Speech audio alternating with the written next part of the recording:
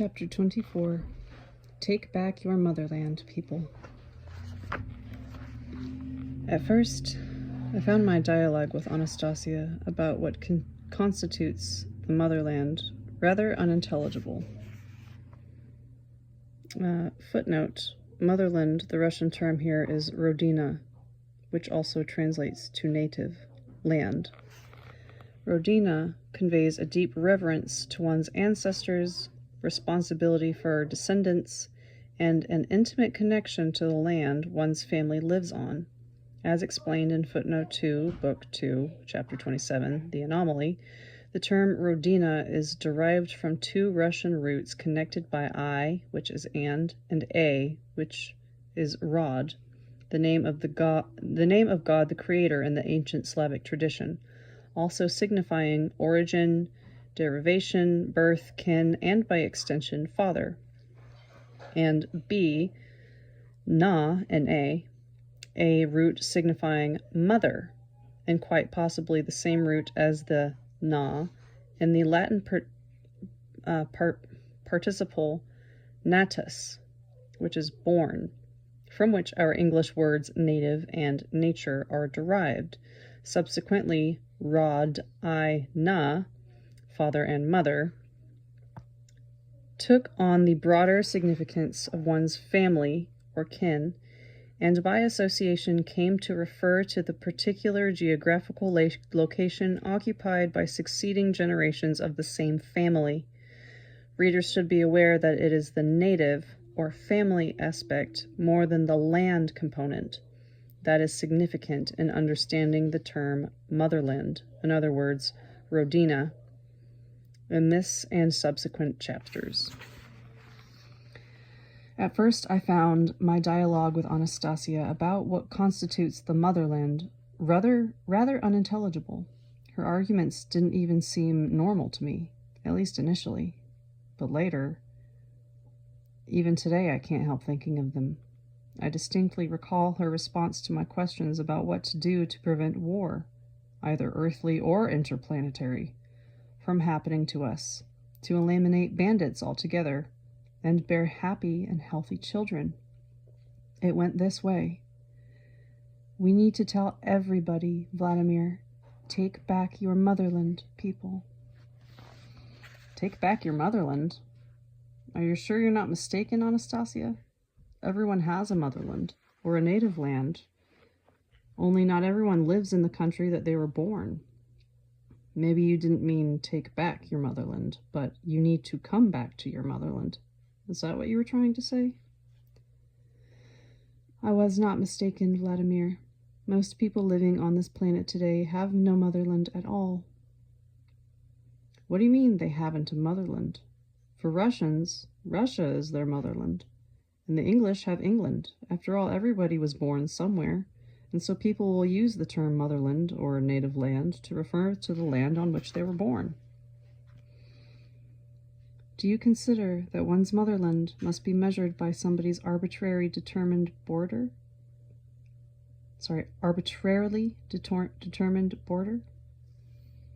Well, what else? That's the way things are.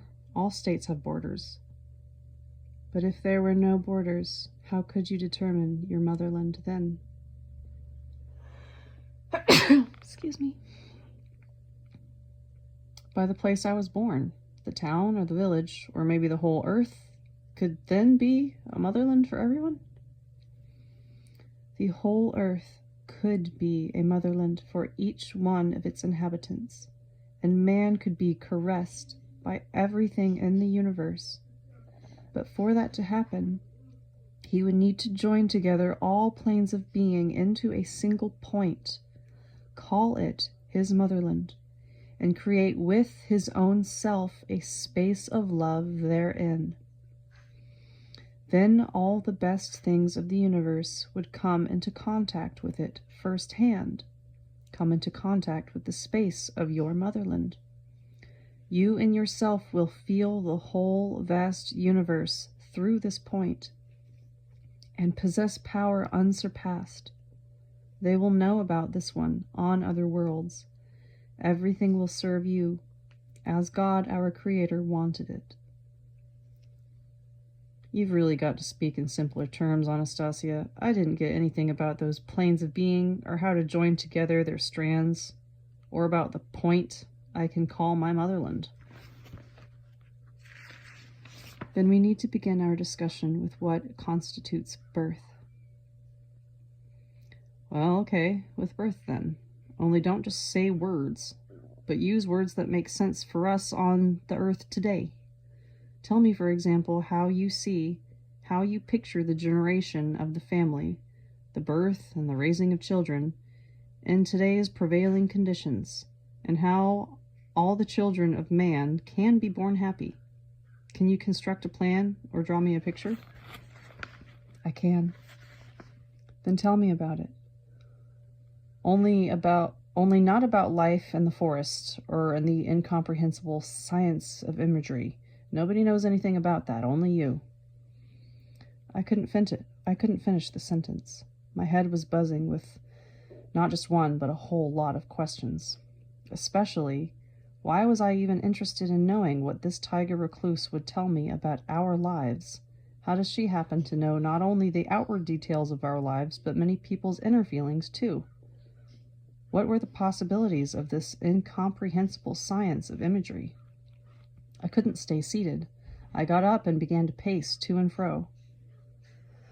Trying to calm down and make sense of, to understand this incredible phenomena, I began to reason like this. Here's this young woman, calmly sitting under a cedar tree, ruffling her hand slowly through the grass, or watching some bug crawl up on her arm, or immersing herself briefly in thought. Here she sits in the taiga, far removed from the bustling day-to-day life of cities and nations, far removed from wars and all the troubles of the civilized world. But what if she actually knows this science of imagery to perfection? What if she can use it to influence people and society, and in a more powerful way than all of our governments, parliaments, and religious denominations? Incredible. A fantasy, but there are actual concrete facts which confirm this.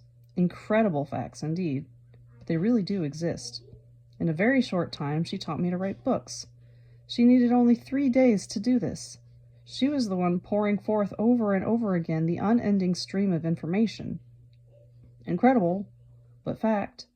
Without so much as an advertising campaign, her books have easily spread across municipal?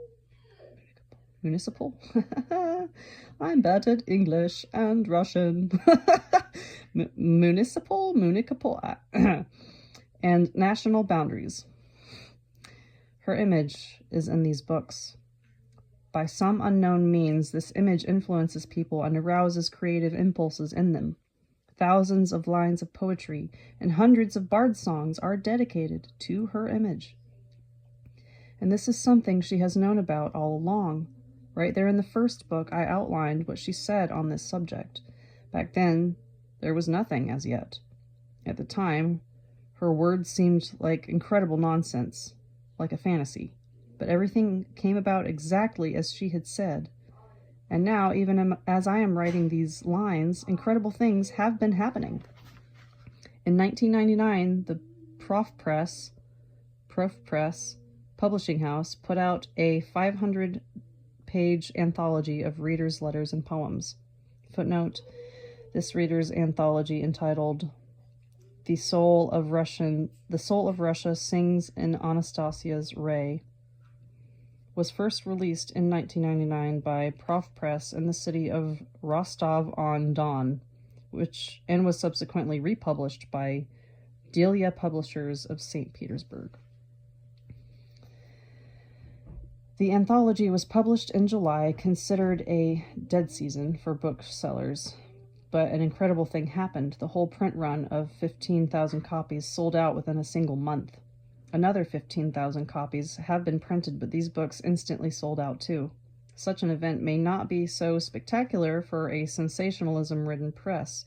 In fact, it goes far beyond the conceptual bounds of sensationalism by virtue of the uniqueness of the conclusions stemming from it. Conclusions that defy credulity. It is indeed hard to believe that Anastasia's image is actually changing the consciousness of society. Readers feel the need of taking action. Like reading a whole book series out loud for free on YouTube just so people have access to it. No, that was not in the book. Okay. Readers feel the need of taking action. People, both in Russia and abroad, are independently organizing readers' clubs and centers, calling them after her. A Novosibirsk medical factory is producing the cedar oil she talked about, and in a small village in the Novosibirsk region, local residents are repairing their old equipment and endeavoring to produce healing oil according to the technologies she recommended, and they are getting help from the city. It was she herself who said that the Siberian villages would be regenerated and that children would start coming back to their parents. She has been redirecting the flood of pilgrims from foreign temples to our native sacred sites. In the past 2 years alone, the dolmens she spoke about on the outskirts of Galensdik have been visited by over 50,000 of her readers. Around these previously neglected sacred sites, people are now planting flowers and gardens. And in a number of cities, they are planting cedars and other growing things according to her method. By decree of the head of the Tomsk region administration, an enterprise has been set up under the name of Siberian Flora. It has now sent 4,000 cedar saplings to Moscow. Scientists are talking about Anastasia. Her image as a living, self-sufficient substance is already soaring across Russia. But only Russia? Women in Kakistan are collecting money to make a film about Anastasia. Wow, here are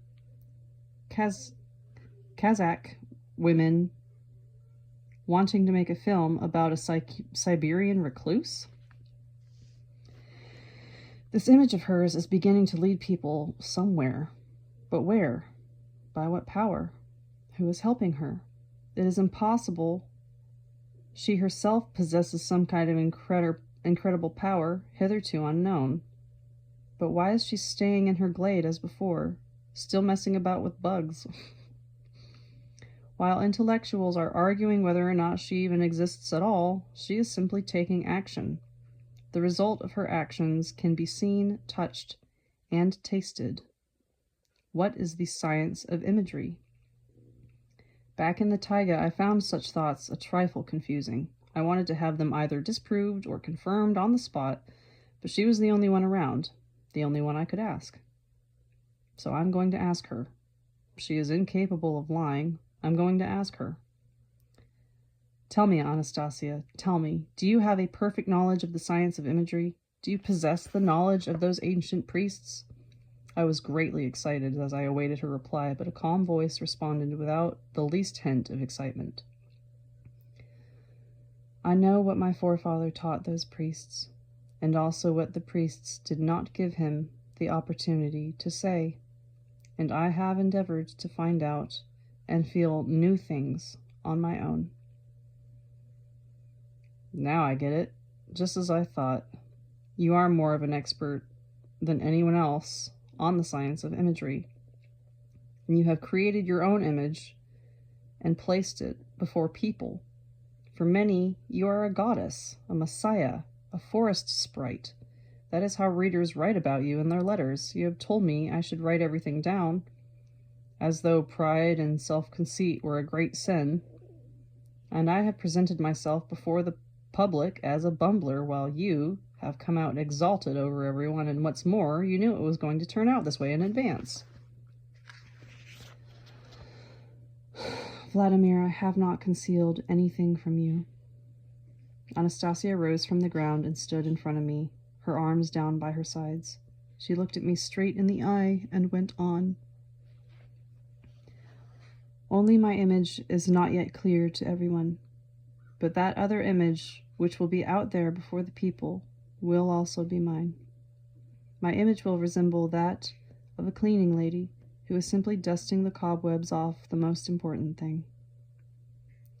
What's this about cobwebs? Speak clearly, Anastasia. What is it that you want to create this time? I want to animate, bring alive the image of God to people. I want to make his grand dream clear to everyone, so that every living person may feel his aspiration of love. Man can become happy here and now, in this life. The children of people on earth today will live in his paradise. I am not alone. You are not alone. And paradise will appear as a conjoint co-creation. Hold on there. I realize now that your words will cause many teachings to fall apart. Their instigators and their followers will start not only lambasting you, but bombarding me too. Who needs problems like that? I refuse to write down everything you say about God. Vladimir, here you are afraid just of the thought of struggling with somebody that you do not know. No, it's all quite clear to me. I'll get descended upon by all the religious leaders. They'll poison their fanatical followers against me. It is not them. You are afraid of yourself, Vladimir. You are ashamed to present yourself before God. You do not believe in your new way of life. You think you cannot change. What's this got to do with me? I'm telling you about the clerics. So many of them are already reacting to your sayings. And what are they saying to you? Anastasia inquired. Different things. Some react negatively, while others, well, just the opposite.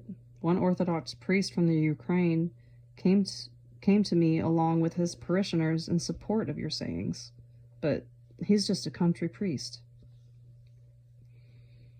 And what do you mean when you say a country priest came to see you? I mean there are others, higher-ups. Everybody's subject to them. Everything depends on them. But still, even those higher-ups, as you call them, also once served in the smaller churches. That makes no difference. All the same, I'm going to write until at least somebody in charge of some major temple.